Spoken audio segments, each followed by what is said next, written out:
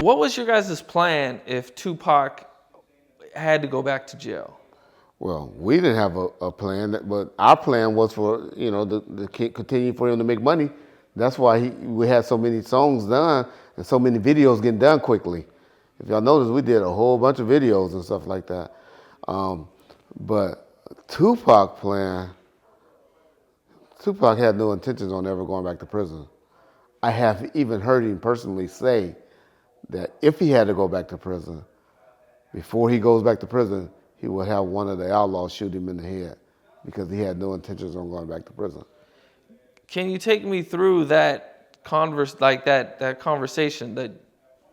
Like, how does something like that come up? Oh, he was always asking, hey, how's my pill going? Am I gonna have to go back? Y'all just need to tell me, if my pill not looking good, I don't have to go back to prison? 'Cause I ain't going back. You gotta remember he had disrespected and talked about and dissed the correctional staff at the prison. And he was like, I'm not going back to prison. I'll have an outlaw shooting me in the head before I go back to prison. Oh, wow. I read in a New Yorker article that I guess a lot of prison guards were threatening him when he was in jail. He had a hard time in prison. Okay. He had a hard time in prison. Who all was there when he would say that? Everybody? Would he say that openly in front of everybody? No. That would just be conversations with me, Suge, or his attorney, David Kenner, who was handling the appeal bond at the time. What would Suge say when he'd say something like that? You don't take nothing like that serious. You're going to be all right. This always encouraging. Everybody was always encouraging about the outlook on your appeal bond, on the appeal bond. Oh, okay. Did the Outlawz did they ever get word of this? Not to my knowledge. Oh, okay. Do you think he was serious? With Pac, you never know. With Pac, you never know. Yeah. But he said it multiple times? I heard it on at least two occasions. Yeah. It wasn't like a constant,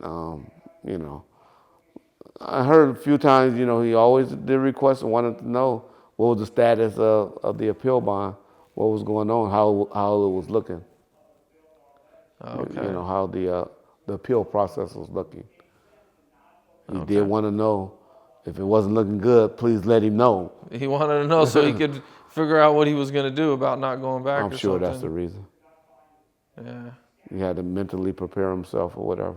I mean, was he worried about the security guards were going to do something to him if he went back? We never got that deep. Oh, okay. I know he didn't like being in prison. Yeah. Okay. And who does? Right. But I mean, some people can adapt to it better than others. Right. He really, really didn't like it, man. Exactly. At one point, I read about that RZA got his chain taken at Club 662 and Tupac got it back. Tupac got it back? No, Tupac didn't get it back. They did. It was after one of the fights. RZA came to the club and he got into it with a few of the homies. My security and I are actually the ones that took him and escorted him out. It wasn't Did like he fight? It wasn't like I said. It wasn't like he got into an incident back in the VIP room at the Club 662 doing that melee. I'm sure one of the homies, because that's what they do, snatched his chain, and we gave him to the police because I had the police working the front door. We took him out, gave him to Las Vegas PD. They took him away, but he came back, so they must didn't have him arrested. Once he calmed down and everything, he came back that night saying, hey, my chain got taken, and I think a day or two later or that night, Suge, found out who had the chain and got it back to him. Oh, okay. Yeah. And I'm sure it was because of Tupac saying, hey, RZA complaining about his chain got snatched and all of that. We didn't know who he was. It was just a commotion that went down. I didn't know who he was when I had him taken out. Oh, okay. Oh, so when it happened, nobody knew who he was. It was just some dude that was in the back. Tripping. Oh, okay. Yeah. Oh, okay. What happened when Bobby Brown had a hit out on him? Bobby Brown, you went back, you jumping around. You went back to 90, 91. All right. So Suge used to work for this big promoter. He's now a major box promoter named Al Heyman. He's Floyd Mayweather's, kind of promoter, or business partner. That's what they call each other. Yeah. Floyd say he's independent, so he's his business partner. But what happened was Al Heyman used to do the Budweiser's Superfest concert promotions, and he did a promotion called Scream. He did this tour with it had Albie Shore on it, who was the headliner then, and Bobby Brown. But Bobby Brown was like, I can't go on no tour right now, Al Heyman. These niggas is trying to, rob me. These niggas, they got a hit out for me. I can't do it. I'm laying low. But Suge being, working for Al Heyman, him and this guy named Big West, it was like, hey, wait a minute, we about to lose some money because, and we'll take care. And so he went and hollered at the dudes that was pushing up on him, made the dudes come and apologize to Bobby Brown, and Bobby Brown was able to go on the Scream tour. There was a fight that happened backstage at a music video, and there's some footage of it on the internet, and you just see Pac hollering, like, that's it, I told you, motherfuckers, I was gonna do my shit, now let's go, and but you kind of can't really, like the whole story is not really there. Yeah, I know what you're talking about. It was on the set of Made Niggas video shoot. The Made Niggas video shoot.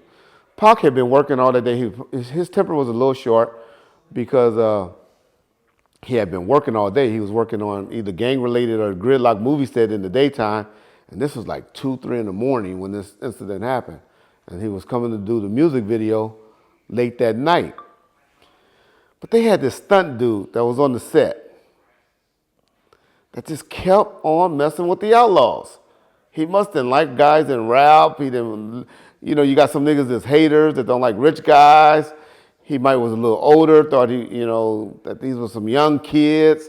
For whatever reason, he kept agitating them. And Mootown kept saying, we're going to whoop this nigga ass. We're going to whoop this nigga ass. Mootown, Napoleon? Napoleon. Okay. No, it was Young Moo. And so it was talk about it.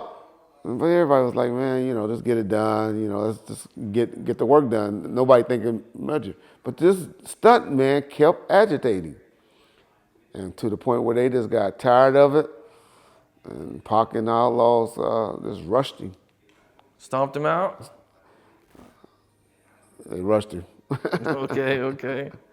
And what the guy do after my security broke it up, got everybody out. We fired him, got him off the set. And since then, we never did any more music videos. Used that production company, which was Gobi's and Tracy's. Well, actually, it was Tracy's Robinson's video production company. Which y'all know, Tracy Robinson, and then Gobi, who's be out there trying to do stuff, who was her boyfriend. And I didn't see them around anymore after that. Okay, Gobi had said, I think it was Gobi, it said that the dude went to his car and tried to get a gun or something. Nah, he was escorted out. Who knows what he did to lead up to that? But I know once he got his, got whooped on, he was escorted out.